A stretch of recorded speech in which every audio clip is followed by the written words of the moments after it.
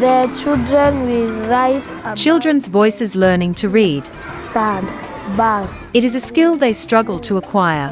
110, 111, 112. Nearly 6 out of 10 children globally are estimated to be affected by learning poverty, meaning they are unable to read and understand a simple text by the age of 10. We have had a lot of challenges that the children who have been transiting from ECD to grade 1, 2, 3, they reach up to class 8 without acquiring the basic skills in terms of reading.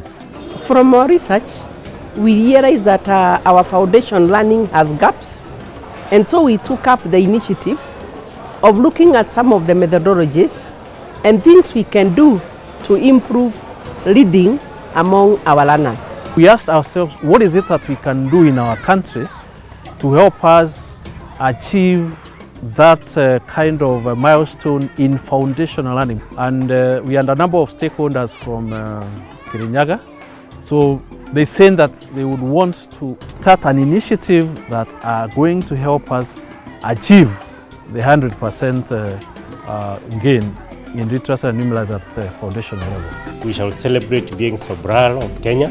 We've seen that it's brought together a lot of different players. So it's brought together the head teachers, the government officials, also the Teacher Service Commission officials to help make sure we pull in the same direction on a common mission to make change for children and improve learning outcomes. The inspiration came from Sobral, one of the poorest municipalities in Brazil, but have been leading in education in Brazil. What we found out was very interesting. It was a shock to find a school within a community, a municipality, where children could read. They enjoyed reading. You would find the children who cannot read are assisted to read, and they were so confident in what they were doing. And I took a risk and I offered and I said, why can't we try this in Kirinyaga? This is where I work. We have the teachers, we have the learners, we have the officers, and that is how this idea was born. We have a gap somewhere, but we are not able to verify the gap itself ourselves because we are not professionals in that area. So we would want to be assisted and come up with a baseline. Where are we in literacy and numeracy? We need somebody to tell us. So don't duplicate data. When we are told the reading levels are low, we will put mechanisms in place to intervene early so that our children become early achievers. Mzee Muteti ana watoto wawili. We have been doing some research on Kiswahili, on English, and on mathematics. We are specifying on the grade 3 and the grade 4. We see how far our pupils have gone. Karibu sana na leo. First of all, we are talking to the teacher. We get his or her data, how their performance in literacy and in numeracy. We have an app in our phone where we are getting the data from. We have also some books which we are using now to assess the child. I've been able to like the work that the assessors are doing, because this is going to identify the gaps, and naturally we shall be able to know what is it that can be done in order to help the learners acquire the very best. The assessment was okay. We are ready to embrace the changes which comes on our way.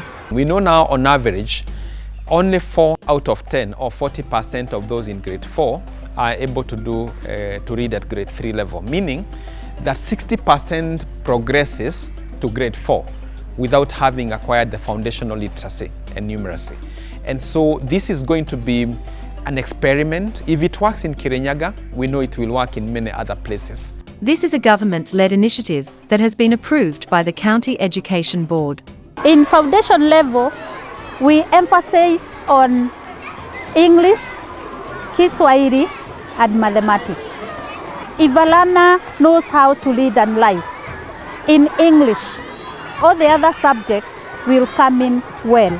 The ultimate dream is that that group that is in grade 3 and those that are in grade 2 By the time they are moving to grade 4 in January of 2024, at least most of them will be able to learn. And that's why focusing in the early grades is very critical. Draw some pictures and paint on the manila papers. Strengthening the capacity of teachers to teach reading is inevitable.